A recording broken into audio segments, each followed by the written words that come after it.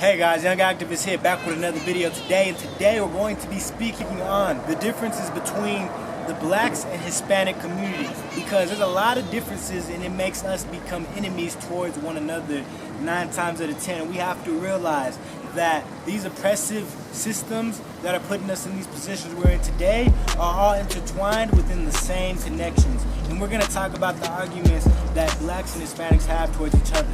So I'm going to be talking about the black community and the oppressions we have and problems towards the Hispanics. And my brother, Asadaya, is going to be talking about the Hispanics' way perspectives they have towards the blacks. So let's get started.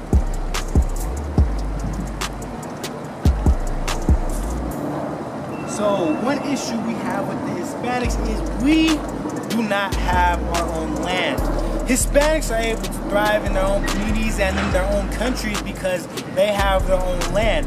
We were shipped off by the west sides of Africa into a land we did not know and forced into slavery from 1619 to the 1860s. So we have only been out of slavery, quote unquote, for about 2 grandmas period, about 100 and some years. So that just shows you right there that we wasn't able to thrive in our own communities because we've been in slavery most of the time. And now since we're able to actually do our own things, we're still trying to get out of PTSD, which is post-traumatic slavery disorder. And in order to do that, it's really, really hard without your own forms of the land. And that's one thing we definitely have with the Hispanic community, which is an issue for us, is y'all have your own land in order to thrive on. okay, I understand where you're coming from, and that's fair. But when you look at Latin America and the Caribbean, a lot of our land is being occupied by European and Asian powers. So they come into our land and they use up our labor to take our resources such as oil, such as minerals, food, all these things, and then they send it back to Europe and Asia. So our own land is being used against us.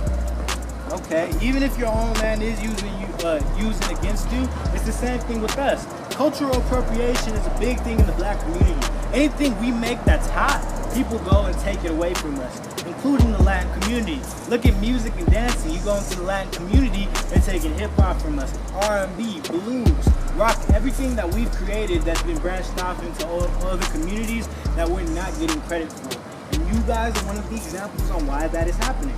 I mean, there's plenty of Latin American music and dance that's being appropriated too. If you look at salsa, merengue, mamba, all these different dances, reggaeton. Reggaeton is another form of hip hop. Hispanics are a big influence in the hip hop community. When you look at Big Pun, Fat Joe, Kid Frost, heck, even now if you look at Cardi B is one of the top selling artists of today, and she is a Hispanic, she's a Latina. Okay, even if that's the case, she is a Latina. But there's one thing y'all have over us that makes you thrive at a larger rate, and that is multiple languages. Y'all are 9 times out of 10 bilingual. We're not bilingual because first and foremost is people usually in society, and statistically, people get paid more who have multiple language backgrounds. We only are groomed to have one language usually 9 times out of 10, and that is English. When you're able to have Spanish and English, that gives you more job opportunities. So being multilingual isn't really our fault. We can't be blamed for that.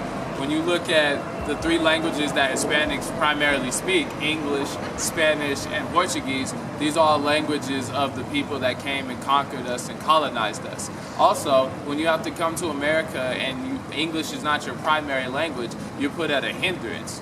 You often hear people say, when you come to America, learn to speak English, Okay. right? Plus, it's harder when you're the children of immigrants who don't speak English, and you have to learn to speak English in school, speak Spanish at home, and also teach your parents how to speak English so they're able to go and function in society. So that's actually a detriment to us. It's not our fault. Okay, even if that is the case, there's one thing you guys do have over us, and that is your own companies and your businesses. Y'all are able to thrive more in that atmosphere because y'all are able to work together at a higher rate. You go into black communities, we always stab each other in the back. We're not able to work together, and with this is making us not thrive in our own community.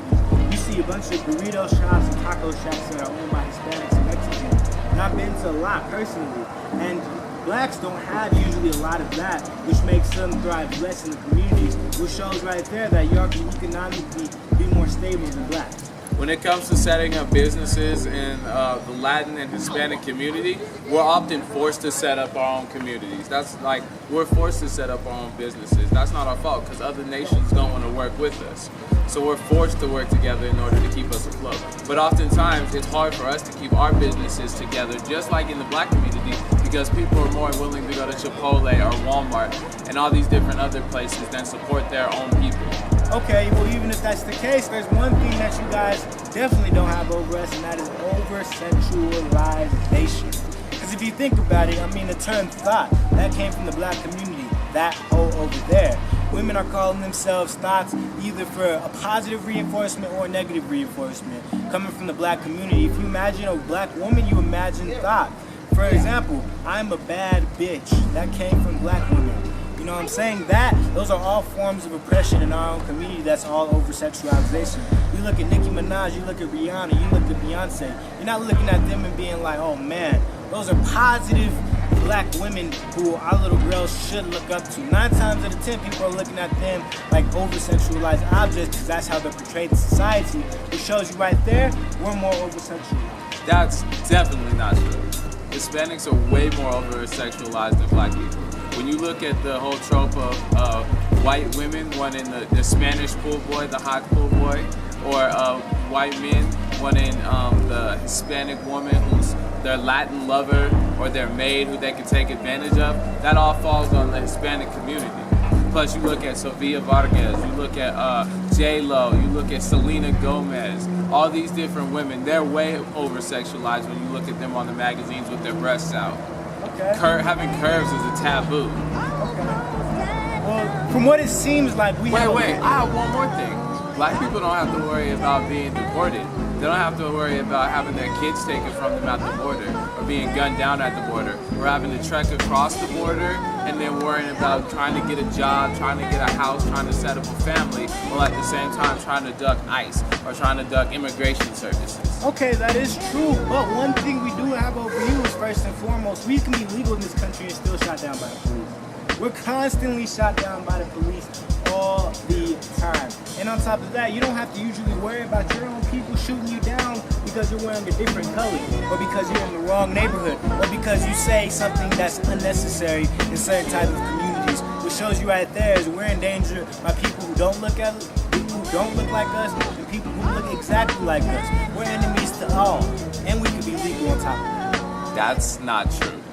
Gang violence and gang culture is a big problem within the Hispanic community as well. You look at MS-13, you look at Latin Kings, you look at Trinitarios. These are all Latin American Hispanic gangs that plague the Hispanic community just like Crips and Bloods plague the Black community. Plus, Hispanics get shot down at the same rate, if not higher, by the police. We can't speak on it, and ours isn't shown in the news due to immigration status. Well, if that's the case, then that means we have more things in common than I thought in the beginning. Because first and foremost is we have a lot of voice in the community. So if we don't understand how to work together, we're going to always be in these positions, always arguing on what's the difference between Blacks and Hispanics, and we don't realize that all these systematic oppression issues are all used in order to keep us oppressed in our own form, in our own fashion. There's many ways to skin a cat, and here's two different ways in order to skin a cat. And first and foremost is Hispanics don't have a lot of voice, but Blacks do. But there's one thing Hispanics do that Blacks don't have, and that's consolidation. Y'all can come together and be able to thrive in any condition y'all are in.